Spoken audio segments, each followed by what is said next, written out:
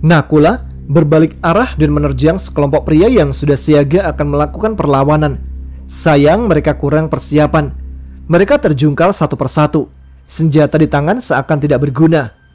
Umpatan keluar dari mulut segerombolan pria itu. Mereka merasa malu kalah oleh seorang gadis dan seekor kuda. Padahal jumlah mereka jauh lebih banyak. "Kejar anak-anak itu!" Seseorang di antara gerombolan itu berteriak memberikan perintah. Sontak mereka yang terjungkal bangkit berdiri dan berlari mengejar anak-anak yang ketakutan. Cahaya remang-remang menyulitkan penglihatan, tetapi mereka sudah terbiasa dengan keadaan itu. Dari kejauhan terlihat bayangan anak-anak yang berlari secara beriringan. "Di sana!" Sambil menunjuk ke arah deretan rumah penduduk. Kejar-kejaran antara para pria dewasa dengan anak-anak menjadi perhatian warga kota. Mereka terheran-heran karena sebelumnya perhatian warga tertuju pada kebakaran yang sedang terjadi di pelabuhan. Api menyala semakin membesar, bahkan merambat hingga bangunan di dekatnya. "Ada apa ini?" Melihat anak-anak itu dikejar para penjahat, Pratiwi tidak tinggal diam. Gadis itu melecut kudanya untuk menyelamatkan anak-anak itu. Terlalu mudah mengejar orang berlari dengan bantuan seekor kuda. Tidak butuh waktu lama untuk mendekati orang-orang itu. Seperti menghalau hama pengganggu di sawah, Pratiwi menghentakkan kakinya ke arah kepala pria-pria itu dan mereka terjungkal untuk kesekian kalinya. Melihat temannya terjungkal, seorang pria di antara mereka mencoba melawan Pratiwi. Dia menghentikan langkahnya dan berbalik melompat ke arah Pratiwi. Pratiwi bisa membaca arah gerakan orang itu. Dengan cepat dia menghindar. Nakula memutarkan tubuhnya dan menendang pria itu dengan kedua kaki belakangnya. Dia terpental hingga menabrak dinding rumah warga. Dinding rumah itu hancur dan pria itu tidak sadarkan diri. Dari kejauhan, Pratiwi menyaksikan gerombolan pria itu hanya berdiri mematung. Mereka tidak sanggup lagi mengejar. Atau mereka bersiap menembak Pratiwi. Gadis itu baru tersadar ketika suara letupan terdengar. Pratiwi pun berteriak kesakitan. Di lain tempat, Sophia merasakan kecemasan yang belum pernah dirasakan sebelumnya. Dia sulit mengerti apa yang sedang dirasakannya. "Ya Tuhan, apa yang sedang terjadi padaku atau ayahku?" Dari atas tempat tidurnya, dia hanya memperhatikan langit-langit kamar. Sulit memejamkan mata. Sesekali dilihatnya anak-anak lain yang sudah terlelap. Hanya dia yang belum tertidur. "Aku harus pura-pura tidur agar ibu panti tidak memarahiku," pikir Sophia. Tapi perkiraan Sophia salah. Seseorang sedang memperhatikannya. Dari balik pintu yang berkaca sedang berdiri seorang wanita parubaya tanpa mengeluarkan suara. Terdengar suara pintu dibuka. Sophia terkaget. Dia cepat-cepat menutupi wajahnya dengan selimut dan pura-pura tidur. "Sophia?" Wanita itu berbisik setelah mendekati tempat tidur Sophia. "Ibu Panti?" Sophia tersipu malu. "Kenapa kamu belum tidur, nak?" "Entahlah, Bu. Memangnya kamu sedang memikirkan apa?" "Tidak apa-apa, Bu." "Mungkin kamu belum berdoa." "Sudah kok, Bu." "Kamu rindu seseorang?" Gadis itu menganggukkan kepala. "Ibumu?" Sophia tidak menjawab. Dia malah meneteskan air mata dan menangis. "Sayang, ibu tahu ini berat buat kamu. Tapi ibu yakin kamu adalah gadis yang kuat dan bisa melewati semua ini." Wanita itu mengelus kepala Sophia. Dia tersenyum, kemudian mencium keningnya. "Selamat malam, sayang." Ibu Panti beranjak meninggalkan kamar. Setelah menutup pintu, sekali lagi dia melihat ke arah Sophia. "Kasihan sekali gadis itu," katanya dalam hati. Sudah beberapa saat sejak kedatangan Ibu Panti, Sophia masih sulit memejamkan matanya. Perasaan itu belum lenyap, bercampur antara rindu pada seseorang dan mengkhawatirkan seseorang. Di dinding kamar, jam sudah menunjukkan angka 11. Seharusnya dia tidur 2 jam yang lalu. Tapi pikirannya seperti berkata, "Sophia, jangan tidur dulu." Sophia terkaget dengan suara menderik dari arah jendela. Suara itu terdengar lagi. Sophia merasakan ketakutan. Tapi entah kenapa, setengah tersadar, dia malah menyibak selimut dan beranjak untuk mendekati jendela. Ada apa di balik jendela itu? Sophia menyibak tirai secara perlahan. Dia hampir berteriak. Dia kaget dengan sosok yang ada di balik jendela. "Shh, jangan berteriak." Sosok itu meletakkan telunjuk di bibirnya. "Ayah?" Sophia heran dengan kedatangan ayahnya saat malam-malam seperti ini. Pria yang dipanggil ayah itu tersenyum, walaupun senyumannya sulit terlihat karena perban masih membungkus wajahnya. "Bisa kau buka jendela?" Dengan suara berbisik, pria itu berkata sambil menunjuk engsel jendela. "Iya ya." Sophia membuka jendela dan udara malam pun masuk ke dalam kamar, atau lebih tepat disebut bangsal karena ukurannya yang luas. "Ayah merindukanmu, nak." "Aku juga rindu pada ayah." "Maaf kalau ayah datang ke sini malam-malam dan mengganggu jam tidurmu." "Aku belum tidur, ayah." "Apakah kamu tahu kalau ayah akan datang?" "Sepertinya begitu." Ayah dan anak itu saling tatap. Mereka saling melepas rasa rindu setelah beberapa hari tidak bertemu. "Sebenarnya ayah tidak diperbolehkan keluar rumah sakit. Dokter melarang ayah untuk pergi kemana-mana." "Tapi kenapa ayah melanggar larangan dokter?" "Karena ayah merindukanmu." Sophia tersenyum. Gadis 10 tahun itu merasa penasaran dengan perban yang melilit kepala ayahnya. Dia meletakkan tangan mungilnya di wajah ayahnya. "Apakah ayah sakit?" "Tidak. Setelah bertemu kamu, rasa sakit yang ayah rasakan menghilang." "Ayah jadi susah melihat ya? Satu mata ayah tertutup." "Iya, tapi nanti juga ayah akan terbiasa." Pria dengan wajah diperban itu masih bisa melihat jam dinding.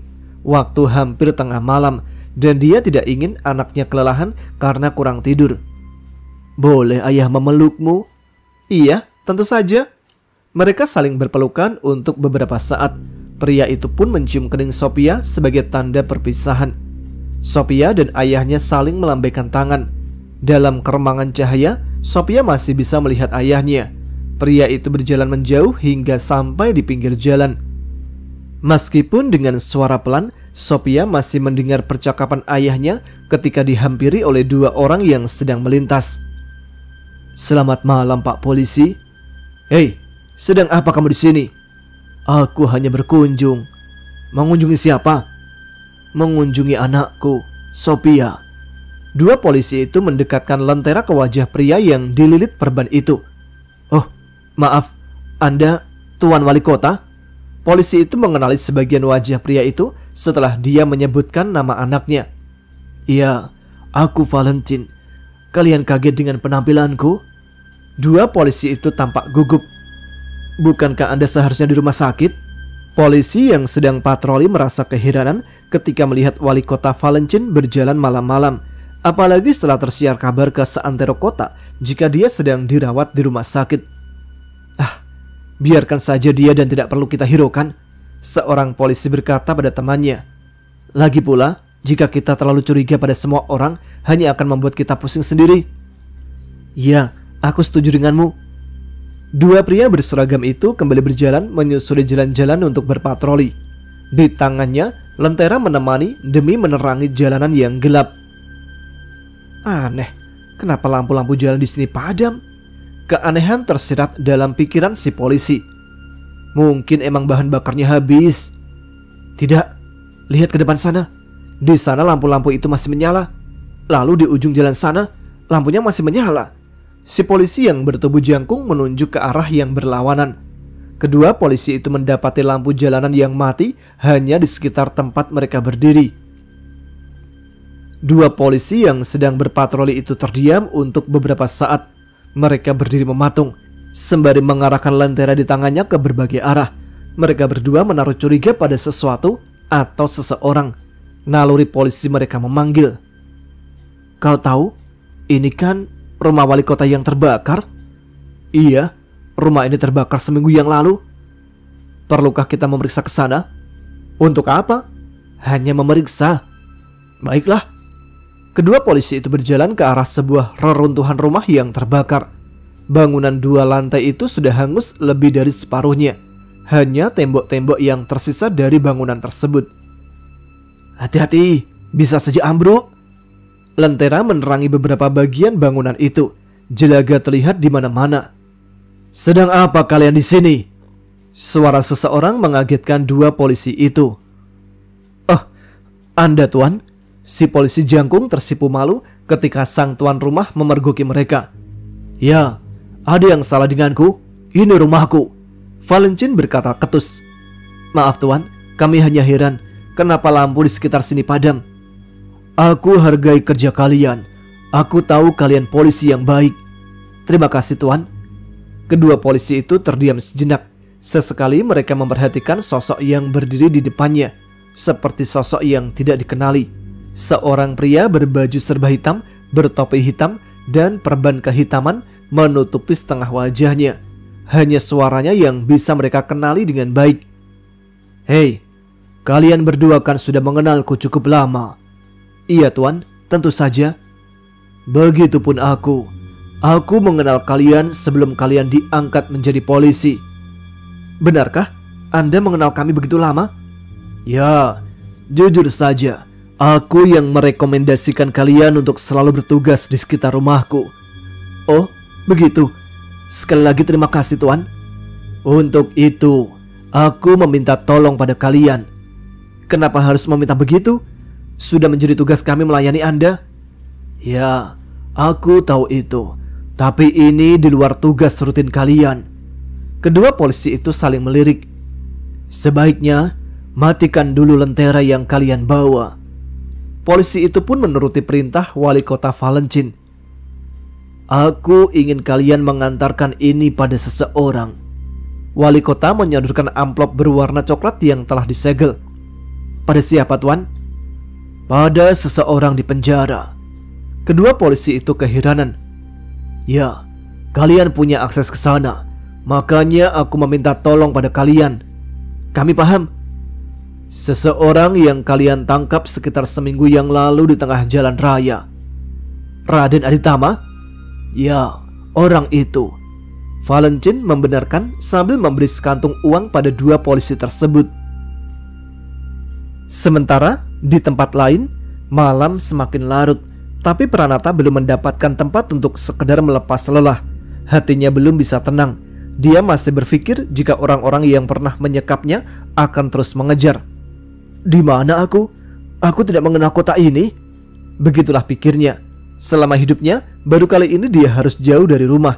Tidak ada teman atau saudara yang dikenali. "Nyimas Pratiwi dan anak-anak itu terpisah denganku. Di mana mereka?" Pranata duduk di pinggir jalan yang gelap.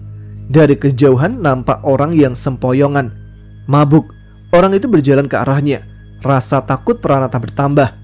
Untungnya di sepanjang jalan tumbuh pohon-pohon besar, dan itu menjadi tempat yang ideal untuk bersembunyi.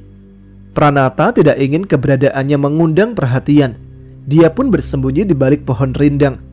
Pranata menyandarkan tubuhnya pada batang pohon yang besarnya melebihi lingkar tubuhnya. Wajahnya menengadah ke atas dan timbul ide dalam pikirannya.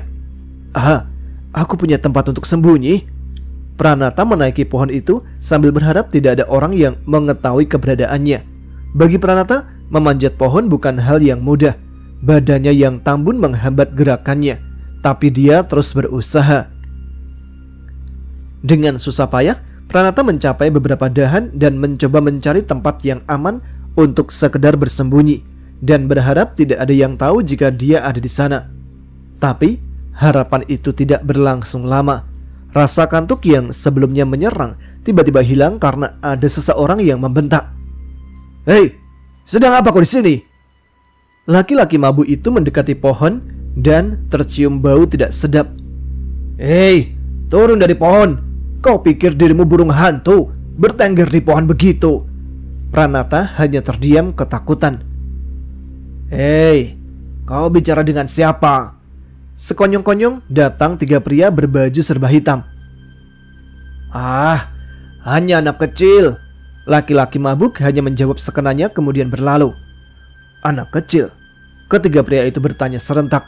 Sontak mereka bertiga mendongak ke atas pohon. Sayang mereka tidak membawa lentera sebagai alat penerangan. Sudah kuduga. Di atas pohon Pranata ketakutan. Persembunyiannya sudah diketahui. Tidak ada cara lagi untuk menyelamatkan diri selain berlari. Pranata melompat dari pohon. Tiga pria itu kaget dengan keberanian anak kecil itu dan tidak sempat menangkap. Kemana dia? Malam yang gelap menyulitkan pandangan mereka. Pranata berlari sekencang yang dia sanggup. Dia tidak menengok lagi ke belakang. Dia hanya ingin selamat dari cengkraman orang-orang yang pernah menyekapnya. Begitupun dengan ketiga pria itu. Mereka berlari kencang sekencang-kencangnya. Tapi entah kenapa, selalu saja ada hambatan. Lelaki pemabuk itu malah menghalangi jalan. Tubuhnya terhuyung ke kiri dan ke kanan. Ah, kau menghalangiku saja. Hei, kau jangan berani-berani membentakku. Si lelaki mabuk naik pitam. Tangan kiri pemabuk itu melayangkan pukulan ke arah pria yang membentaknya. Dan tinjunya mendarat di pipi lawannya. Sontak teman pria itu tersinggung dengan kelakuan si pemabuk. Mereka menghunus golok yang terselip di pinggangnya. Golok itu hampir saja mendarat di leher si lelaki pemabuk. Namun pemabuk itu mengelak. Lebih tepatnya terhuyung ke arah sebaliknya. Dia pun selamat. Kaki kanan pemabuk itu menerjang pria yang bermaksud menebas lehernya. Kakinya pun masuk ke ulu hati. Dia terjungkal hingga ke tengah jalan. Tunggu sebentar. Sebaiknya kita jangan ladeni dia. Kau pengecut ya? Dia sudah mempermalukan teman kita. Aku tahu, tapi tugas kita menangkap anak itu. Oh iya, kemana anak itu? Di tempat lain, rasa sakit di tangan kiri Pratiwi semakin menjadi-jadi. Darahnya mengalir deras membasahi baju. Dia kebingungan harus kemana ketika terpisah dengan Pranata dan anak-anak lainnya. Hatinya sulit menerima jika usahanya kembali gagal untuk membawa pulang Pranata. Dia tidak ingin pulang ke desa Pujasari dengan tangan hampa, apalagi ditambah dengan tangan yang terluka. Sambil menahan rasa sakit, Pratiwi terus menyusuri jalanan kota Batavia. Kali ini kota terasa lebih hening. Mungkinkah karena pengaruh dari kebakaran di pelabuhan? Kegiatan perdagangan terhenti seketika dan orang pun dilanda duka. Mungkinkah orang-orang sedang berkumpul di pelabuhan? Dari atas pelana kuda, Pratiwi memperhatikan satu persatu bangunan yang ada di pinggir jalan. Tanpa tujuan pasti, Nakula, si kuda, berjalan perlahan. Remang-remang cahaya cukup memperjelas bangunan seperti apa yang berdiri kokoh di sana. Kali ini, Nakula dan Pratiwi sampai di depan sebuah bangunan. Langkah Nakula terhenti tanpa harus diberi aba-aba. Sepertinya aku kenal tempat ini. Hati Pratiwi bertanya-tanya, kenapa Nakula membawanya ke tempat ini? Nakula, apakah aku harus turun di sini? Kuda jantan itu tahu maksud majikannya. Pratiwi turun dari kudanya. Dia melangkah terhuyung menuju pintu sebuah bangunan bergaya Cina. Sepi. Pratiwi mengetuk pintu perlahan. Tenaganya seakan habis walau untuk sekedar mengetuk pintu. Permisi. Namun tidak ada jawaban. Pratiwi mulai digerayangi rasa putus asa. Dia duduk di teras bangunan itu. Tidak ada yang menegur atau sekedar memperhatikan. Malam itu benar-benar sepi. Cukup lama Pratiwi duduk termangu. Kedua kakinya terasa lemas. Jika tidak ada Nakula, sepertinya dia sudah tidak sanggup lagi berjalan. Tidak lama kemudian, ada suara pintu dibuka. Pratiwi lalu menoleh ke arah pintu. Akhirnya, ada juga yang membuka pintu. Kau sedang apa di sini? Seseorang keluar dari balik pintu. Namun tidak terasa, Pratiwi telah tertidur di depan bangunan tersebut. Setelah menunggu beberapa lama, kau sudah bangun rupanya? Seorang gadis masuk membawa makanan. Terima kasih sudah menampungku di sini. Pratiwi tersenyum. Sama-sama. Sebenarnya aku malu padamu. Beberapa hari lalu ayahku berkelahi dengan ayahmu. Sekarang kau merawatku di sini. Tenang saja. Aku sendiri tidak setuju dengan ayahku yang telah membantu pedagang budak itu. Makanya aku memberitahu di mana anak-anak itu disekap. Jadi kau sudah tahu bisnis haram yang dilakukan ayahmu? Iya, ayah tergoda dengan bayaran yang tinggi. Makanya dia sering menampung banyak anak-anak untuk selanjutnya dibawa ke pelabuhan. Penginapan ini memang tempat yang baik untuk menampung anak-anak tanpa orang merasa curiga. Lalu ayahmu sendiri di mana? Ayahku malah ditangkap polisi ketika akan mencari Pranata ke pelabuhan. Kenapa? Ada orang yang mengajaknya berkelahi di tengah jalan dan kemudian polisi datang. Lalu anak itu? Pranata kabur bersama anak-anak yang lain. Semalam pelabuhan kebakaran. keadaan sangat kacau. Itu kesempatan yang baik untuk kabur. Meskipun kau harus mempertaruhkan nyawamu. Pratiwi hanya tersenyum. Sesekali dia menahan rasa sakit di lengan kirinya. Bagaimana tanganmu? Sekarang lebih mending. Obat dari tabib cukup mujarab mengurangi rasa sakitku. Iya, tabib memberimu obat penenang sehingga kau tertidur nyenyak semalaman. Aling, nanti aku akan bayar biaya pengobatannya sekaligus biaya menginapnya ya. Apa maksudmu? Kau tidak perlu membayarku. Anggap saja ini ucapan terima kasih kepadamu. Terima kasih untuk apa? Terima kasih karena sudah menyadarkan ayahku. Sejak kejadian itu, ayahku benar-benar bersumpah tidak akan menjadi bagian dari komplotan perdagangan budak lagi. Begitukah? Ayahku mulai ketakutan karena selama ini tidak ada yang tahu peran ayahku dalam perdagangan budak. Tapi setelah terbongkar olehmu dan ayahmu, jadi sering polisi datang ke sini. Bertanya banyak hal. Iya, hampir saja ayahku dipenjara, namun kurang bukti untuk menjeratnya. Aling dan Pratiwi saling tatap. Mereka mulai saling percaya satu sama lain. Pratiwi punya teman baru di tengah kota Batavia yang kejam. Di lain tempat, Pranata mulai kebingungan harus berlari ke arah mana. Kota Batavia terlalu luas untuk anak sekecil dia. Di depan matanya nampak bangunan-bangunan tinggi hingga 3 lantai. Bangunan itu tampak kokoh dan angker. Remang cahaya lentera cukup memperjelas bangunan untuk apa jika digunakan saat siang menjelang. Dari kejauhan terlihat beberapa serdadu sedang berpatroli. Mereka hilir mudik sembari menenteng senjata laras panjang dan pedang panjang di pinggir hampir menyentuh tanah. Sedangkan Pranata hanya berdiri termangu karena lelah. Hei nak. Tiba-tiba seorang pria mendekap anak itu. Tangannya kasar begitu terasa menyentuh kulit. Kau tidak bisa kemana-mana lagi. Pranata tahu suara itu. Dia tidak berkutik. Mulutnya dibekap dari arah belakang. Pranata meronta-ronta. Gerakan tubuh anak itu cukup membuat kewalahan si pria yang mendekapnya dengan kuat. Kakinya terangkat ke atas, bermaksud menendang kepala pria itu, tapi tidak berhasil. Pergumulan itu terlihat dari kejauhan. Lampu jalan menerangi tempat Pranata berusaha melepaskan diri dari jeratan penjahat yang pernah menyekapnya. Dari kejauhan terlihat datang seorang polisi menodongkan senjatanya. Sepertinya polisi itu curiga dengan gelagat manusia yang tidak berhak berada di tempat itu. Hei, sedang apa kalian? Polisi itu meneriaki mereka yang sedang bergumul di bawah lampu jalan. Menjauh dari sini. Sekali lagi polisi itu berteriak. Pria itu tidak mau melepaskan Pranata dari dekapannya. Dia berusaha berjalan sambil memanggul tubuh Pranata. Sayang, berat badan anak itu menyulitkan penjahat itu mengangkat tubuhnya. Karena merasa tidak digubris, polisi itu mendatangi 2 orang yang sedang bergumul dan hampir saling melukai.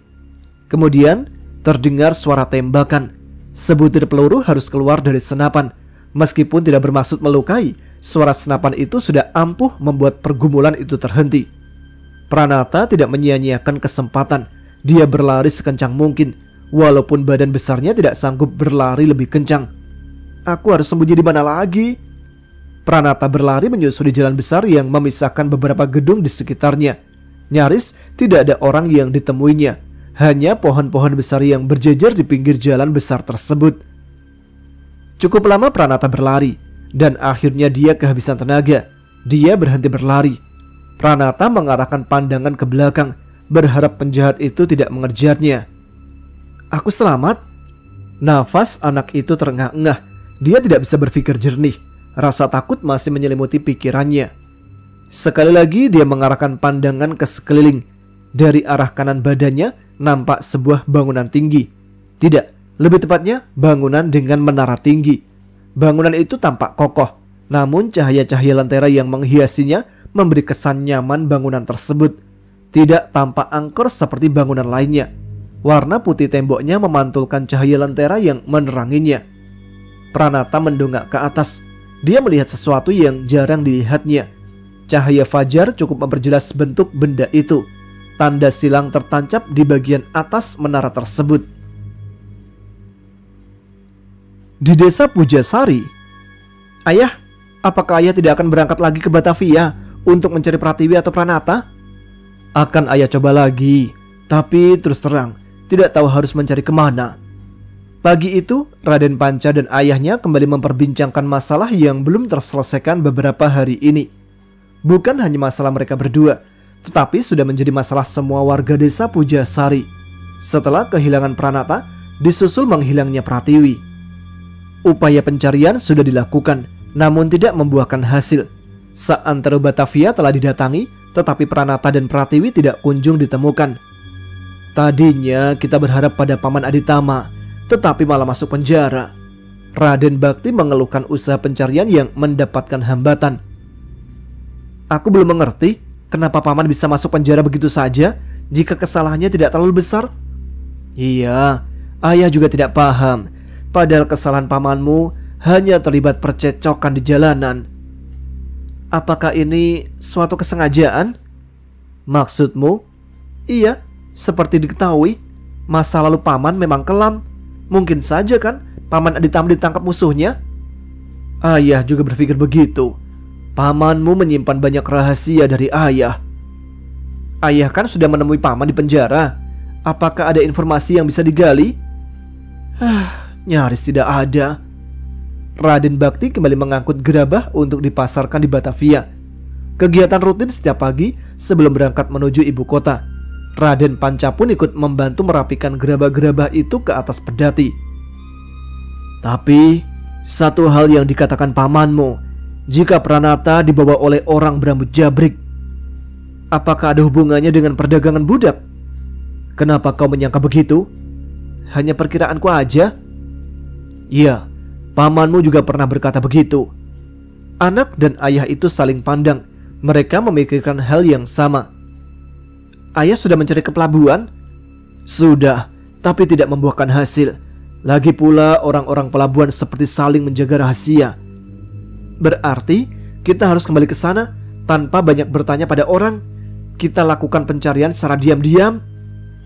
Pranata dibawa oleh orang yang dimaksud pamanmu ke pelabuhan. Jika begitu, orang berambut jabrik itu adalah bagian dari komplotan pedagang budak. Dan Pratiwi bermaksud mencari Pranata ke pelabuhan sendirian karena ayahnya malah ditangkap polisi. Sayang, dia sendiri ikut menghilang. Kemungkinan besar Pratiwi pun disekap oleh para pedagang budak itu. Pagi itu menjadi pagi yang terasa lebih berat dari sebelumnya. Rencana Raden Bakti untuk mengirim gerabah hasil karyanya harus ditambah dengan tugas mencari Pranata dan Pratiwi. Ayah, aku ingin ikut ke Batavia mencari Pratiwi. Sebaiknya kau di sini saja. Aku merasa bersalah pada dia karena yang memberi dia ide untuk datang ke Batavia. Kau tidak usah merasa bersalah. Apa yang kau lakukan sudah benar. Iya, tapi sayang semua tidak sesuai rencana. Raden Bakti pun hanya tersenyum pada anaknya. Dia tahu anaknya sudah bisa diandalkan, tetapi dia tidak mau mempertaruhkan nyawa anaknya. Orang yang akan kita hadapi pasti bukan orang sembarangan. Kita harus berhati-hati. Sambil berlalu ke dalam rumah, Raden Bakti menepuk pundak anaknya. Raden Panca sendiri terlihat berat hati dengan penolakan ayahnya. Dia merasa tidak berguna karena tidak bisa berbuat banyak. Tidak lama kemudian, Raden Bakti keluar rumah sembari membawa perbekalan untuk melakukan perjalanan. Dia tahu perjalanan kali ini tidak akan sebentar, makanya dia membawa bekal cukup banyak. Raden Bakti menaiki pedati sambil berpamitan pada anak dan istrinya. Roda pedati pun berputar karena ditarik seekor sapi. Mulai berjalan perlahan. Pedati itu menuju jalan desa ke arah Batavia. Oh ya nak, kau tidak usah menyusul ayah ke Batavia. Raden Panca hanya tersenyum. Sepertinya ayah tahu isi hatiku, gumamnya dalam hati. Di balik jeruji besi, Raden Aditama masih memikirkan nasib putri kesayangannya, Pratiwi. Sejak beberapa hari lalu, dia terpisah dengan putrinya karena terpaksa. Pratiwi disekap oleh para pedagang budak, sedangkan dia sendiri harus mendekam di penjara karena keributan di jalanan. Masih pagi sudah bengong. Seorang polisi membuyarkan lamunan Raden Aditama. Iya tuan, saya masih memikirkan nasib saya. Mulai hari ini nasibmu akan berubah. Maksud tuan, kau dibebaskan. Benarkah? Raden Aditama merasa tidak percaya dengan apa yang didengarnya. Dia dibebaskan begitu saja, tanpa sebuah persidangan. Ada yang menginginkan kau keluar. Siapa? Kau akan tahu sendiri. Apakah kakak saya, Kakang Bakti?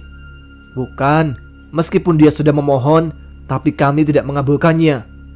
Polisi penjaga memegang kunci sel, kemudian memasukkan ke lubangnya. Pintu sel terbuka. Deritanya menandakan benda itu jarang diolesi minyak pelumas. Ada seseorang yang menunggumu di depan.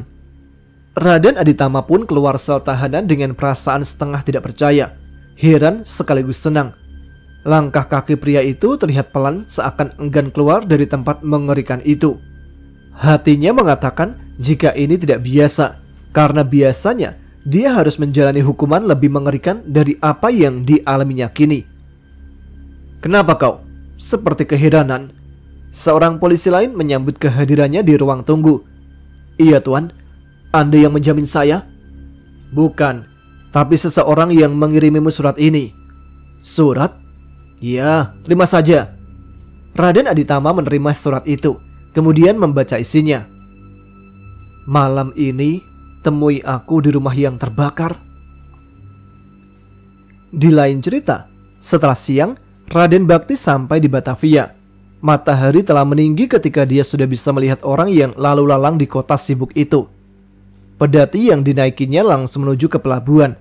Ada pesanan gerabah dari luar Batavia dan akan dikirim menggunakan jalur laut. Sembari mengirim pesanan itu, dia pun berharap bisa menemukan Pratiwi dan Pranata. Sinar matahari semakin menyengat kulit. Didapatinya pelabuhan tidak sesibuk hari-hari sebelumnya. Dia keheranan karena terakhir kali ke tempat ini didapatinya sebagai tempat paling sibuk di Batavia, tapi kali ini terasa sepi. Sebelum masuk ke area pelabuhan, serdadu berkumpul dan menutup jalan. Ada apa ini? Maaf tuan, ada apa ini? Raden Bakti bertanya pada seorang serdadu yang sedang berjaga. Kau belum tahu? Pelabuhan kebakaran. Kapan? Kemarin malam. Maka hari ini pelabuhan ditutup untuk penyelidikan. Raden Bakti keheranan mendengar berita ini. Informasi belum sampai ke telinganya, makanya dia terlanjur membawa barang dagangan ke pelabuhan. Di sana tidak ada kegiatan sama sekali. Tidak ada. Bawa pulang saja barangmu. Serdadu berteriak menyuruh Raden Bakti memutar arah. Sepertinya serdadu itu sudah bosan dengan orang yang bertanya hal yang sama. Raden Bakti memutar arah pedati. Si sapi berjalan tidak semangat. Sudah seharusnya dia beristirahat dan makan siang, tapi rumput segar batal didapatkannya. Tenang sapi, kita akan beristirahat di sana, dekat sungai. Kau boleh makan sepuasnya di sana. Si sapi tetap berjalan pelan meskipun pemiliknya menjanjikan kenyamanan. Dia kelelahan berjalan jauh hari itu. Si sapi berteduh di bawah pohon, diikatkan tali ke pohon, kemudian dihamparkan rumput segar di bawahnya. Kau di sini ya, jangan kemana-mana. Aku ada urusan sebentar. Hal yang lumrah jika seorang pemilik ternak berbicara pada sapi miliknya. Orang-orang yang menyaksikan pun hanya menanggapi dengan senyuman, karena mereka melakukan hal yang sama. Siang itu berjejer pedati yang membawa barang dagangan. Sepertinya perasaan kecewa sama menghinggapi mereka karena batal bertransaksi dan mendapatkan keuntungan. Aku titip pedatiku! Raden Bakti berteriak pada salah seorang di antaranya yang berjejer di pinggir sungai itu. Ya, dia aman sama kami, jawab mereka yang sedang duduk-duduk di atas pedati. Solidaritas para pencari nafkah sudah terjalin di tempat itu sejak lama. Kepercayaan menjadi modal penting dalam usaha yang dijalankan Raden Bakti dan rekan-rekannya. Sebuah budaya tak benda dan tak kasat mata. Raden Bakti berjalan ke arah pelabuhan. Dia bermaksud memeriksa kembali kondisi untuk meyakinkan atas apa yang telah didengarnya. Belum jauh dari tempatnya menambatkan pedati dan sapinya, Raden Bakti dikejutkan oleh sesuatu yang sengaja menghampirinya. Dia terheran dengan sesuatu di depannya. Nakula? Nakula, untungnya kita bertemu di sini. Raden Bakti mengelus-elus wajah kuda itu. Nakula berdiri dengan tenang ketika dihampiri seseorang yang dikenalnya. Setelah semalaman kuda itu berjalan-jalan di jalanan Batavia, akhirnya dia bertemu dengan seseorang yang dikenalnya. Nakula, di mana Pratiwi? Kuda kecoklatan itu mengibaskan ekornya dan menggoyangkan kepala. Dia mulai berjalan pelan. Sepertinya kuda ini akan menuntunku ke suatu tempat. Raden Bakti bergumam dalam hatinya. Wajahnya berbinar karena telah menemukan titik terang. Pria itu menaiki Nakula, kemudian menyusuri jalanan ibu kota. Nakula berjalan perlahan. Tubuhnya bergoyang menyiratkan rasa senang. Beberapa saat, Nakula dan Raden Bakti menyusuri jalanan yang lengang. Tidak ada kegiatan seperti biasanya. Aktivitas ekonomi terhenti hari itu. Pemandangan langka di jalanan ibu kota. Ternyata bukan hanya aku yang merasakan kekecewaan. Hati Raden Bakti menerka perasaan orang-orang dalam suasana seperti hari itu. Dalam beberapa hari ke depan, sumber pendapatan mereka akan hilang dan tidak tahu kapan akan pulih kembali. Kakang! Kakang Bakti! Terdengar suara orang berteriak dari kejauhan. Lamunan Raden Bakti buyar ketika terdengar orang memanggilnya. Aditama? Ternyata Raden Bakti kembali bertemu dengan orang yang dikenalnya. Dia terheran karena mendapati adiknya sudah keluar dari penjara. Bagaimana bisa kakang menunggangi Nakula? Dia sengaja mencariku di jalan menuju pelabuhan. Kami bertemu di sana. Oh, kau binatang pintar. Raden Aditama mengelus kepala peliharaan anaknya itu. Bagaimana kau bisa keluar penjara? Ah, nanti kita bicarakan. Sekarang aku mau mencari Pratiwi. Kakang juga? Iya, tentu saja. Dan Nakula tahu di mana dia. Di mana?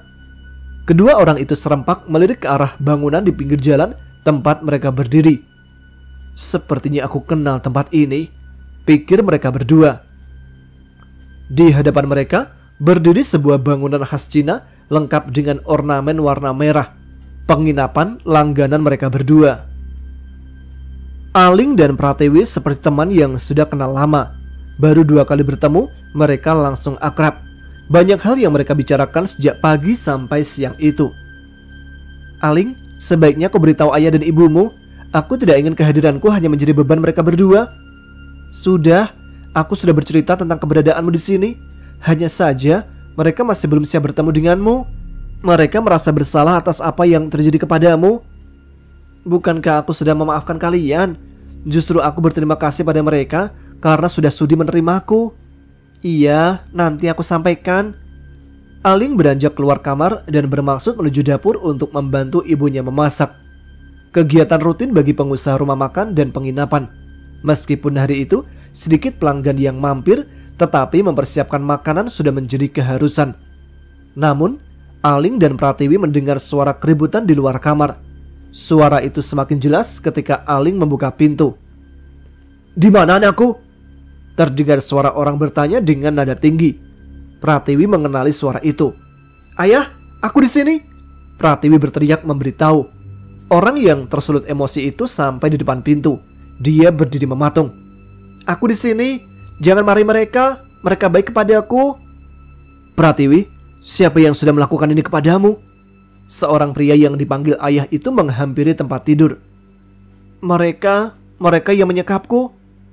Lalu, di mana Pranata? Pria lain yang menemaninya bertanya penasaran.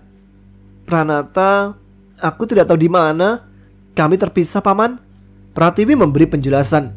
Kedua pria itu memperhatikan keadaan Pratiwi yang menyedihkan. Gadis itu memperlihatkan wajah yang tegar di depan keluarganya, dan itu yang melegakan hati. Kakang Bakti, aku titip Pratiwi kepadamu. Aku ingin membuat perhitungan dengan mereka. Aditama, kau mau kemana? Lelaki itu pergi dengan terburu-buru tanpa menjawab pertanyaan kakaknya. Di tempat lain, Pranata makan dengan lahapnya. Sudah beberapa hari ini dia tidak mendapatkan makanan seenak kali ini. Badannya yang tambun memang membutuhkan banyak asupan makanan karena kebutuhannya berbeda dengan anak-anak lain seumurnya. Bisakah kau makan pelan-pelan saja, nak? Iya, Tuan, maaf. Seorang pria memperhatikan dengan wajah kasihan sekaligus senang melihat seorang anak terlantar makan di kediamannya. Cara anak itu makan memang berbeda dengan anak Eropa yang sering ditemuinya. Pranata makan di lantai dengan kaki ditekuk. Bila selesai makan, boleh kan aku bertanya kepadamu? Tentu, Tuan. Suapan terakhir Pranata diakhiri dengan sendawa yang membuat pria di depannya tertawa. Pranata tersipu malu dengan kelakuannya sendiri. Maaf, Tuan. Tidak apa-apa, aku mengerti pada kondisimu. Pria itu tersenyum pada kepolosan Pranata. Silakan Tuan, jika Tuan mau bertanya. Aku hanya ingin tahu bagaimana kau bisa tertidur di serambi gereja? Gereja? Iya nak, bangunan ini namanya gereja. Kau belum pernah melihatnya? Iya, saya tidak tahu ini bangunan apa. Ini rumah Tuhan nak. Nanti juga kau mengerti. Aku tidak akan menjelaskannya. Biar saja kau mengenali kami secara perlahan. Tapi kau belum menjawab pertanyaanku. Iya, saya disekap oleh orang-orang yang tidak saya kenal di sebuah gudang. Di pelabuhan? Iya Tuan.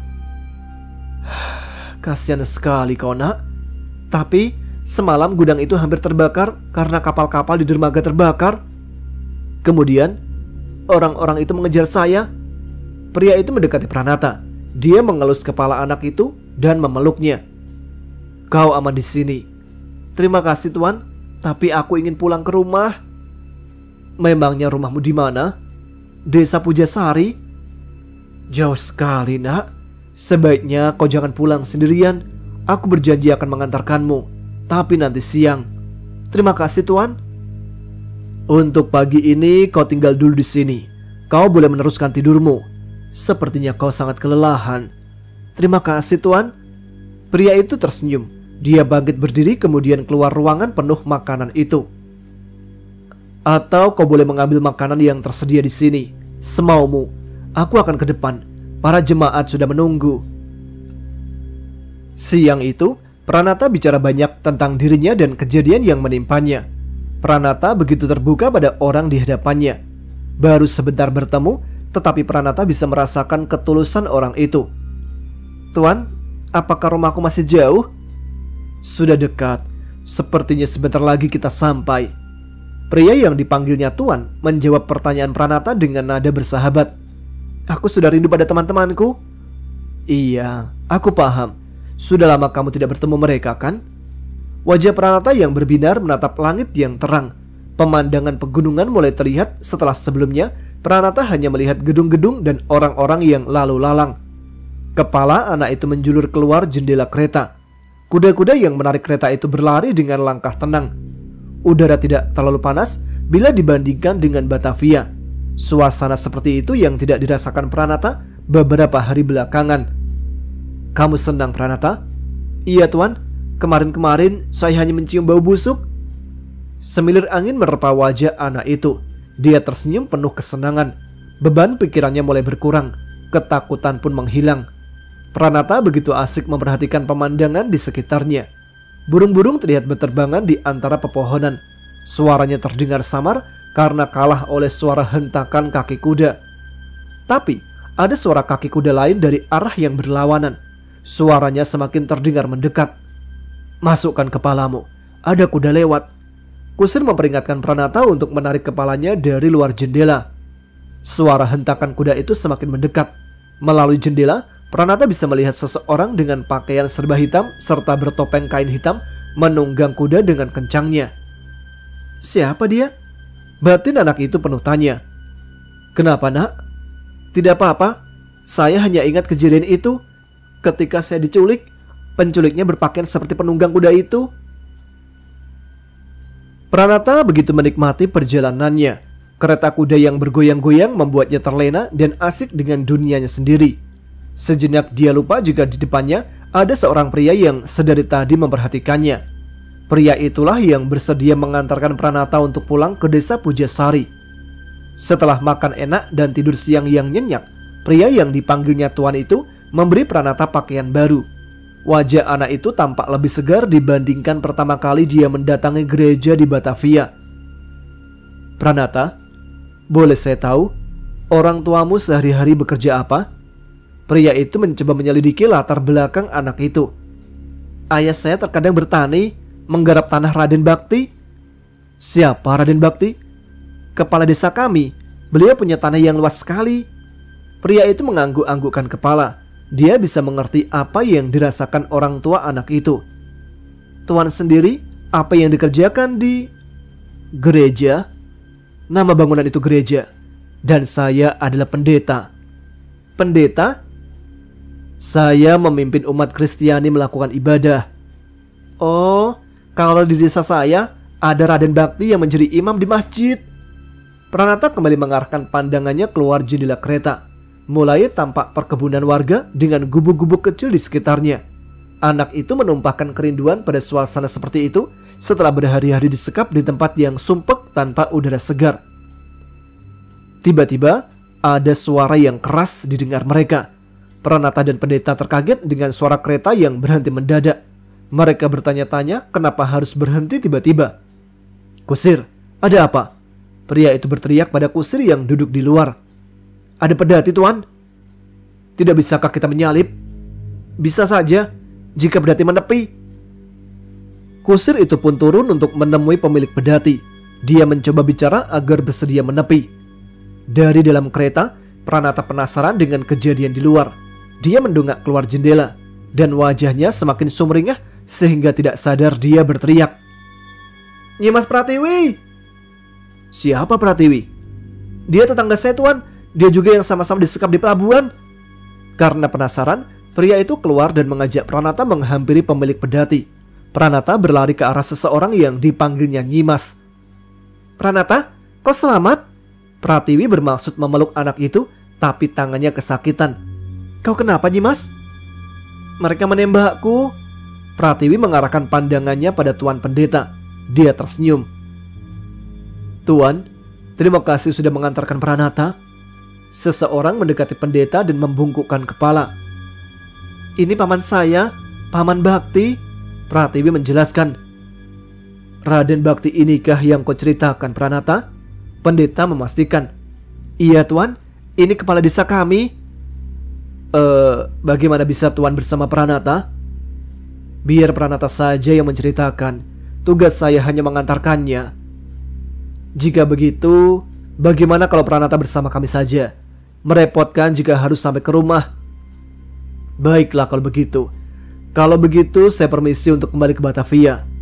Pendeta mengangkat topinya tanda perpisahan. "Sekali lagi kami ucapkan terima kasih." Di tengah perjalanan mereka berpisah. Pranata menaiki pedati bersama Pratiwi dan Raden Bakti. Diikuti Nakula, si kuda yang dituntun mengikuti jalannya pedati yang pelan. "Oh iya, Paman, apakah Paman Lurah melihat orang berkuda lewat jalan ini?" "Tidak, tidak ada orang yang berkuda." "Oh, saya pikir Paman melihatnya. Aku hanya merasa aneh pada dia karena berpakaian serba hitam dan bertopeng kain hitam." Pada cerita lain, Raden Panca memacu kudanya dengan cepat. Matanya tertuju pada jalanan di depannya. Dia tidak ingin sampai di Batavia ketika hari sudah gelap, karena kegelapan malam bisa menyulitkan misinya kali ini. Remaja itu bermaksud menyusul ayahnya untuk mencari Pranata dan Pratiwi. Meskipun sudah dilarang ayahnya, rasa penasaran dan rasa bersalahnya sulit hilang apabila dia berdiam diri saja di rumah. Begitupun sore itu, Raden Panca menyusuri jalanan Batavia dengan laju kuda yang cepat. Orang-orang yang menyaksikan merasa keheranan dengan caranya memacu kudanya itu. Jalanan sore itu lengang. Tidak ada kegiatan perdagangan selayaknya jalanan yang dekat dengan pelabuhan. Raden Panca merasakan keanehan. Dia mengurangi laju kudanya. Matanya tertuju pada kerumunan serdadu yang berjaga di jalan menuju pelabuhan. "Maaf, Tuan, ada apa ini?" Dengan membuka topeng kain di wajahnya, Raden Panca bertanya pada salah seorang serdadu. Aku bosan menjawab pertanyaan ini. Kau tidak tahu kalau pelabuhan ditutup karena kebakaran?"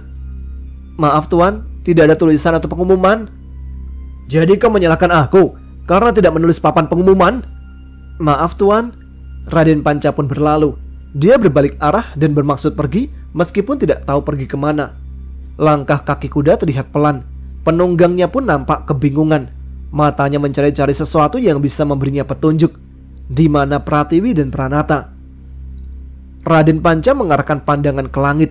Matahari sudah tenggelam meskipun semburat cahayanya masih terlihat menghiasi langit di arah barat. Malam menjelang. Raden Panca mulai merasakan kekhawatiran. Remaja itu memang bukan pertama kali menginjakkan kaki di Batavia.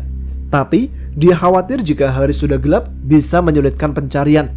Apalagi petunjuk bagi dia satu-satunya yaitu pelabuhan sedang dijaga ketat para serdadu. Si kuda berjalan pelan. Penunggangnya berharap menemukan petunjuk lain. Dia berpikir sambil melihat ke sekeliling. Siapa tahu ada yang bisa membantu memberikan informasi. Meskipun dia tahu informasi sulit didapat di tempat seperti ini. Setiap orang saling menjaga rahasia. Tiba-tiba, si kuda dikagetkan oleh semburan api dari sebelah kiri jalan. Tenang, tenang Sadewa. Kuda itu tidak bisa tenang ketika dilihatnya api menyembur dari salah satu bangunan. Ada kebakaran. Api pun semakin membesar. Angin laut sore itu membuat api mudah membesar. Apalagi bangunan yang terbakar terbuat dari bahan yang mudah terbakar. Sebagian besar bangunan dibuat dari kayu dan bambu. Raden Panca pun berteriak memanggil bala bantuan. Tidak butuh waktu lama untuk mengumpulkan orang membantu memadamkan api. Walaupun sulit, sumber air jauh dari tempat itu. Di antara kobaran api yang semakin membesar, Raden Panca melihat ada sesuatu yang bergerak. Atau seseorang. Anak remaja itu melompat dari kudanya. Dia berlari ke dalam bangunan yang sedang terbakar. Orang-orang yang menyaksikan terpana akan keberanian anak itu, sekaligus khawatir terjadi sesuatu yang membahayakan. Di mana orang itu? Seorang wanita dengan wajah penuh kekhawatiran bertanya-tanya. Kekhawatiran wanita itu terjawab sudah. Panca berlari keluar dengan membopong seorang gadis yang sudah pingsan. Siapa dia? Ada yang bertanya-tanya identitas orang yang membopong gadis tersebut. Tidak tahu, dia pakai topeng sih. Seketika orang berkerumun menyambut Raden Panca dan gadis yang dibopongnya. Aling, orang-orang itu mengenal gadis yang pingsan karena menghirup asap pekat. Bagaimana ibu dan bapaknya? Saya tidak menemukannya. Raden Panca kebingungan dengan pertanyaan orang-orang sekitarnya. Mungkinkah dia masih di dalam? Baiklah, saya akan kembali masuk. Raden Panca bersiap untuk berlari kembali. Jangan sampai ada korban lagi. Para pria di tempat itu menahan Raden Panca. Tapi, percayalah nak, kejadian seperti ini sudah sering terjadi di sini. Kau jangan membahayakan dirimu. Ini bukan kejadian pertama kali nak. Jarang ada yang bisa diselamatkan jika kobarannya sebesar ini. Raden Panca membuka topengnya untuk mengambil udara segar. Walaupun udara segar tidak tersedia, Raden Panca hanya bisa diam diri, menatap kobaran api yang semakin besar. Di lain tempat, Raden Aditama melangkah ke sebuah bangunan yang sudah hangus terbakar. Dia memperhatikan ke sekeliling, mencari seseorang yang ingin menemuinya. Sebenarnya, bangunan itu bisa dibilang sebagai bangunan megah ketika belum menjadi bangunan yang terbakar di semua bagian. Atapnya sudah hancur, hanya menyisakan tembok-tembok yang penuh jelaga. Akhirnya kau datang juga. Terdengar suara dari balik reruntuhan. Gelapnya malam menyulitkan pandangan untuk melihat dengan jelas sosok yang muncul. Tuan, jadi tuan yang memanggil saya ke sini? Ya, aku membutuhkanmu. Maaf tuan, tapi untuk apa? Sampai-sampai kita harus berjumpa di tempat seperti ini? Karena ini rumahku. Iya, saya tahu tuan. Lagi pula agar kau bisa melihat alasan kenapa aku menginginkan kau datang. Suasana hening sejenak. Raden Aditama mulai menyelami isi hati lawan bicaranya. Jika tuan memberi saya tugas untuk membunuh orang, terus terang, saya sudah lama tidak melakukan itu. Oh, tidak. Aku hanya menawarkan kerjasama. Kerjasama apa? Aku tahu putrimu disekap oleh sekelompokan pedagang budak. Tapi, putri saya sudah ditemukan. Kau tidak sakit hati ketika melihat dia terluka? Bagaimana tuan tahu? Aku ini masih wali kota di Batavia. Aku tahu semua yang terjadi di kota ini. Hubungannya dengan maksud tuan? Aku menawarkan kerjasama kepadamu. Kau bisa membalas kelakuan mereka pada putrimu, sedangkan aku ingin membalas sakit hatiku karena mereka telah menghanguskan rumahku dan membuat anakku kehilangan ibunya. Tuan yakin mereka yang melakukan ini pada tuan? Iya, siapa lagi? Raden Aditama terdiam. Hatinya ragu dengan perkataan orang di hadapannya. Kau perlu bukti? Mari aku tunjukkan. Orang yang mengaku dirinya sebagai wali kota itu mengambil lentera yang tersembunyi di balik tembok yang hangus terbakar. Diarahkan lentera itu pada goresan di bagian dinding lain. Lihatlah, mereka meninggalkan jejak. Goresan senjata seperti kuku binatang. Mereka melakukan ini pada istriku sebelum akhirnya mereka membakar rumah ini. Bagaimana Tuan bisa menyimpulkan jika ini ada hubungannya dengan komplotan pedagang budak?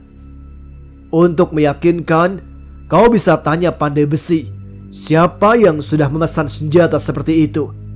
Aku sudah menanyakannya. Sementara itu, Desa Pujasari menyambut dengan sukacita kedatangan Raden Bakti yang membawa serta Pranata dan Pratiwi. Akhirnya, teka-teki tentang kehilangan anak-anak itu terjawab sudah. Menjelang malam, warga berkumpul di halaman rumah Raden Bakti. Serta-merta mereka memeluk Pranata dan Pratiwi. Banyak hal yang ditanyakan pada mereka berdua. Walaupun mereka kebingungan harus memulai cerita mereka dari mana. Sudah dulu, kalian semua mendingan pulang ke rumah. Jika kalian penasaran, nanti setelah Isya kita berkumpul di balai warga. Baiklah Ki Lurah. Orang-orang yang berkerumun itu membubarkan diri. Mereka pulang dengan rasa penasaran. Dari percakapan di antara mereka, terdengar kalimat yang sekedar menduga-duga apa yang sebenarnya terjadi pada Pranata dan Pratiwi. Rasa penasaran itu juga menghampiri Raden Bakti. Dia tidak melihat anaknya dalam kerumunan. Bu, kemana Panca? Raden Bakti bertanya pada istrinya. Ibu belum melihat dia. Mungkin sedang mandi. Raden Bakti merasakan hal yang tidak biasa. Pria itu tidak langsung masuk ke rumah. Dia berjalan ke arah kandang kuda. Untuk memastikan, dia memeriksa kuda peliharaan di kandang. Sadewa, kuda itu tidak ada di kandang. Raden Bakti berbalik arah dan berjalan dengan langkah tergesa. Dia masuk ke dalam rumah. Didapatinya istri dan anak bungsunya sedang menyiapkan makanan. Dharma, kamu tahu kemana kakakmu pergi? Tadi sih aku lihat Kakang Panca berkuda ke arah kebun belakang. Dharma menjawab pertanyaan ayahnya tanpa merasakan keanehan dari pertanyaan itu. Kamu tahu dia kemana? Tidak tahu. Mungkinkah dia ke Batavia? Raden Bakti mengira-ngira tujuan anaknya pergi. Dia merasa tidak tenang mendapati anak sulungnya tidak ada di rumah. Kalau ke Batavia, pasti berpapasan di jalan dengan Kakang kan? Istri Raden Bakti memberikan kesimpulan. Tidak, dia menggunakan jalan setapak menyusuri kebun warga, sehingga tidak berpapasan denganku. Dia tidak ingin kepergiannya diketahui banyak orang. Di kota Batavia, api mulai meredup seiring dengan habisnya bahan bangunan yang terbakar. Untungnya, warga sudah berjaga menjaga bangunan sekitarnya sehingga tidak terimbas kebakaran hebat di penginapan milik keluarga Aling. Gadis itu hanya duduk termangu ketika menyaksikan harta keluarga hilang dalam waktu sekejap. Bukan hanya bangunan penginapan itu beserta isinya yang raib, tetapi ayah dan ibunya ikut menjadi korban. Nyawa mereka tidak tertolong dan tidak ada yang berani menolong. Warga sekitar kewalahan. Begitupun Raden Panca berkali-kali meminta maaf pada Aling karena ketidakberdayaannya. Maafkan aku Nona, saya tidak bisa menyelamatkan orang tua kamu. Kenapa harus minta maaf? Kau tidak salah apapun dan pada siapapun. Aling berkata dengan nada datar. Saya benar-benar merasa tidak berguna. Hapus itu dari pikiranmu. Aling mengarahkan tatapan dari api yang mulai jinak. Kobarannya tidak sebesar sebelumnya, tetapi hatinya semakin remuk melebihi sebelumnya. Maaf, melihat wajahmu, aku teringat seseorang. Aling menatap wajah Raden Panca. Cahaya dari kobaran api menerpa wajah Raden Panca dan memperjelas bagaimana lekuk wajahnya. Maksudmu? Tadi pagi, aku kedatangan tamu yang wajahnya mirip denganmu. Mirip denganku? Iya, mereka sekeluarga, anak bersama ayah dan pamannya. Boleh tahu siapa namanya? Aku tidak bisa bicara banyak pada orang yang baru aku kenal. Iya, maaf, tapi ini penting bagiku. Aku mencari seseorang hingga datang ke sini. Mencari seseorang? Iya, maaf. Perkenalkan, namaku Panca. Aku Aling. Saudara perempuanku sudah beberapa hari menghilang. Pratiwi, kau mengenalnya? Tadi siang dia sudah pulang bersama pamannya, Raden Bakti. Iya, itu ayahku. Pratiwi saudara sepupuku. Jadi, kau mencari orang yang sebenarnya sudah pulang? sebaiknya kau pulang ke rumahmu. Kedatanganmu ke sini hanya sia-sia saja. Iya, sebaiknya begitu.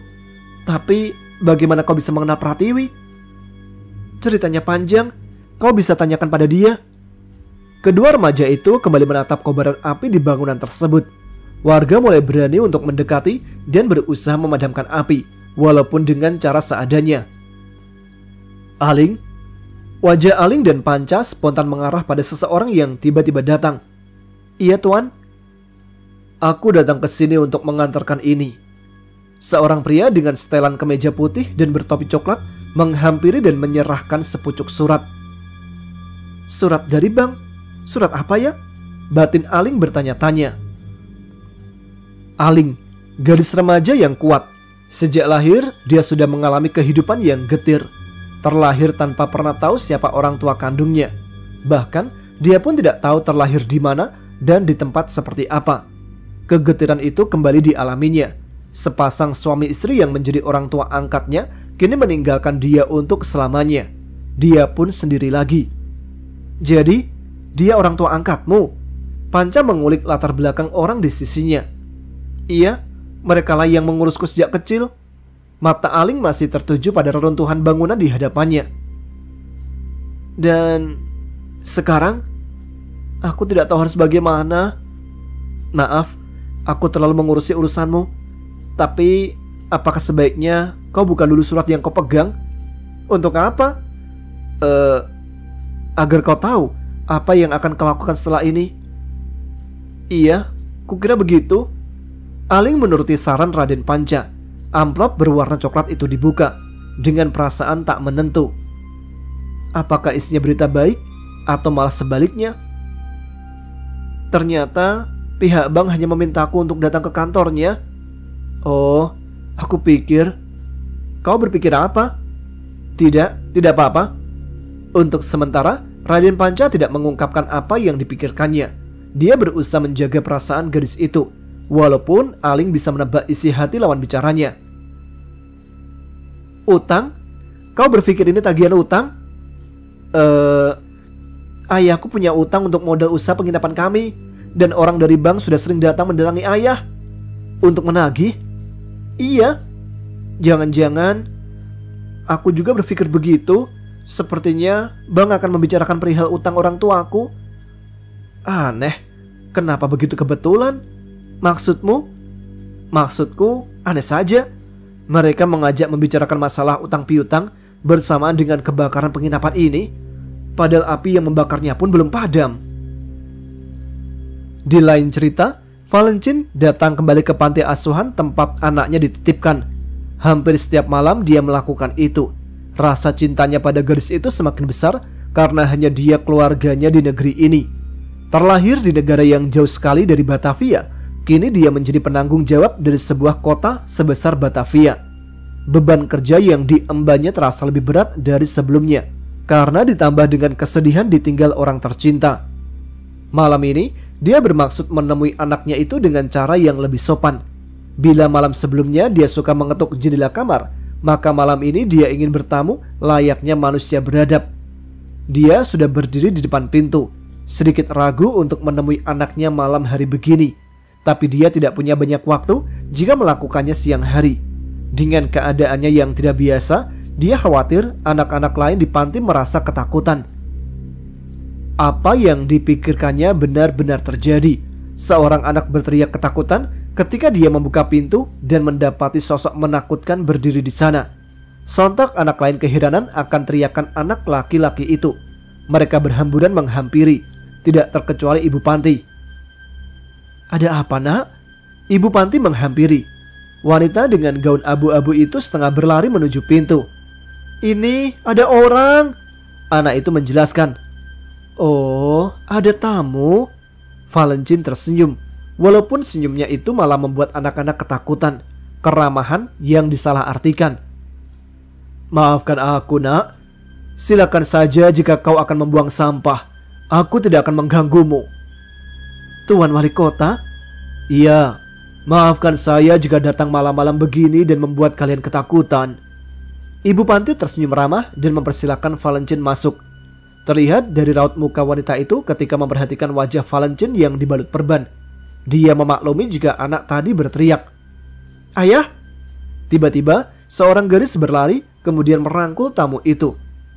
Anak-anak lain di panti asuhan itu merasa heran dengan apa yang dilihatnya. Seorang gadis manis seperti Sophia punya ayah yang mengerikan. Sophia tertawa bahagia melihat ayahnya. Seperti biasa, dia memegang perban di wajah ayahnya, sebuah tanda kepedulian seorang anak kecil. "Ayah, tadi pagi aku bertemu teman baru." "Oh ya, siapa namanya?" "Pranata." Di lain tempat, Aling menangis meraung-raung hampir seperti orang gila. Dia kehilangan kesadaran. Ketika api padam dan didapati kedua orang tuanya sudah tidak dapat dikenali. Wajar jika seorang anak sangat terpukul. Dia pingsan, tidak sanggup lagi menahan beban mental yang dialaminya. Kehilangan harapan. Raden Panca bisa memahami kenapa Aling begitu terpukul. Ketika kedua jenazah orang tua Aling dibopong, Raden Panca pun tidak sanggup melihatnya.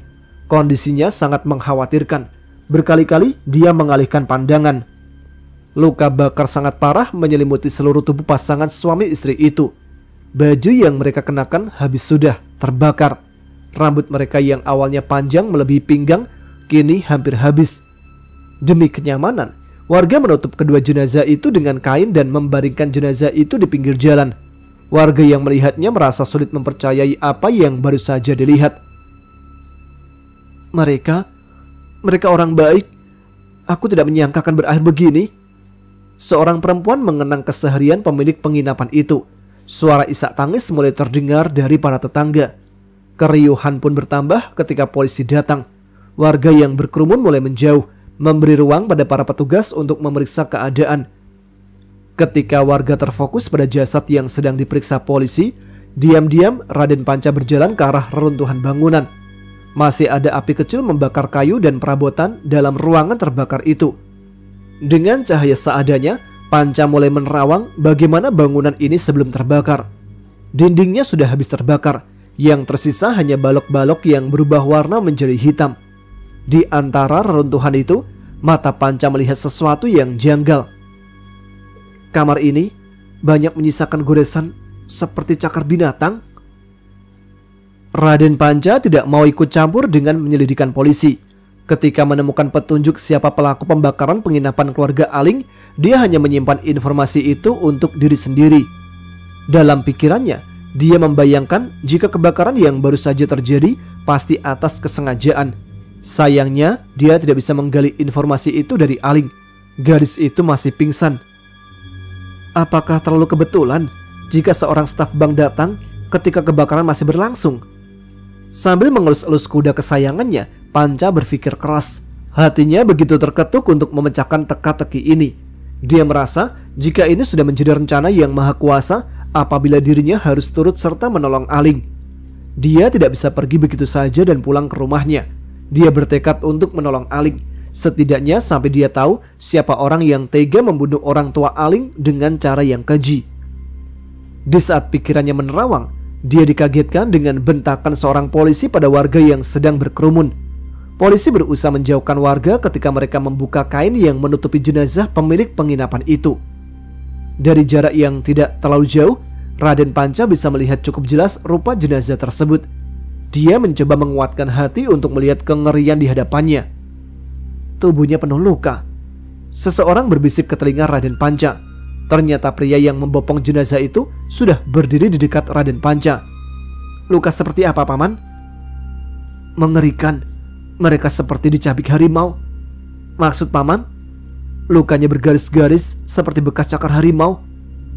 Bagaimana dengan lehernya? Hampir putus. Raden Panca terkaget-kaget. Air mukanya berubah seketika. Namun kegelapan malam membuat lawan bicaranya tidak bisa melihat perubahan rona wajahnya itu. Mengapa kau bertanya dengan lehernya? Pria itu merasa aneh dengan pertanyaan Raden Panca. Karena kalau hanya cakaran, mungkin mereka meninggal karena dibakar. Tapi ketika leher mereka digorok, berarti mereka meninggal lebih dahulu sebelum dibakar. Iya, aku setuju dengan cara berpikirmu. Sebuah cakaran di tubuh jarang membuat orang langsung meninggal. Pertanyaannya, siapa yang membunuh mereka? Itulah yang aku pikirkan. Malam semakin larut. Raden Panca merasakan kebimbangan. Harus memilih apakah pulang ke rumahnya atau berkeliling Batavia malam itu juga untuk mencari tahu siapa pembunuh kedua orang tua Aling. Dia berpikir jika Aling sudah melakukan sesuatu untuk Pratiwi, meskipun Aling belum pernah mengatakan itu, dan Raden Panca pun belum sempat menanyakan itu. Setelah dipertimbangkan, Raden Panca memutuskan untuk memulai misi baru, yaitu mencari tahu siapa pembunuh orang tua Aling. Apalagi dia menjadi saksi yang pertama kali melihat kejadian kebakaran di penginapan milik keluarga Aling. Untuk beberapa saat, dia merebahkan tubuhnya di pinggir kanal yang membelah kota Batavia. Di bawah pohon rindang, remaja itu merebahkan tubuhnya. Meskipun kelelahan mendera, matanya sulit tertutup walau barang sekejap. Ketika matanya memperhatikan bintang di langit, sesekali dia mengalihkan perhatian pada suasana Batavia di kala malam. Cahaya lampu di pemukiman seperti kunang-kunang yang mengeluarkan cahaya di hutan. Cahaya apa itu? Kenapa lebih besar dari cahaya lampu di sekitarnya? Dari kejauhan, Raden Panca melihat cahaya tak biasa yang semakin besar. Dia mengira itu pasti bukan cahaya lampu. Kebakaran lagi? Setelah sadar akan apa yang dilihatnya, Raden Panca melompat ke atas punggung Sadewa. Kuda itu pun berlari kencang setelah dilecut oleh penunggangnya. Kuda itu berlari kencang membelah malam. Tidak butuh waktu lama untuk sampai di lokasi kebakaran yang dimaksud. Sadewa menghentikan langkah kakinya. Raden Panca terperangah ketika melihat api berkobar dan semakin membesar. Serasa cepat api menyambar barang dan bagian lain dari bangunan itu. Bermula dari lantai atas, kemudian atapnya. Raden Panca pun kaget ketika api pun membesar dari lantai bawah. Ada dua sumber api. Sangat mungkin ada tangan jahil yang membakar rumah ini. Dugaan Raden Panca ternyata benar. Ada seseorang yang keluar dari rumah bertingkat itu. Kemudian dia berlari. "Hei, tunggu! Siapa kamu?" Raden Panca bimbang. Apakah harus mengejar orang itu atau menolong orang yang ada dalam rumah terbakar tersebut? Dia memutuskan untuk masuk ke dalam rumah terbakar. Tapi api terlalu cepat membesar, seperti diberi bahan bakar. Untuk beberapa saat, dia hanya berdiri sambil berteriak minta tolong. Tidak tahu harus melakukan apa. Jilatan si jago merah semakin ganas. Awalnya 1, 2, kemudian banyak orang yang keluar rumah dan bermaksud menolong. Tapi warga pun sama seperti Panca, hanya bisa berdiri menyaksikan kobaran api yang semakin besar. Untungnya tidak ada orang di dalam. Tidak ada orang?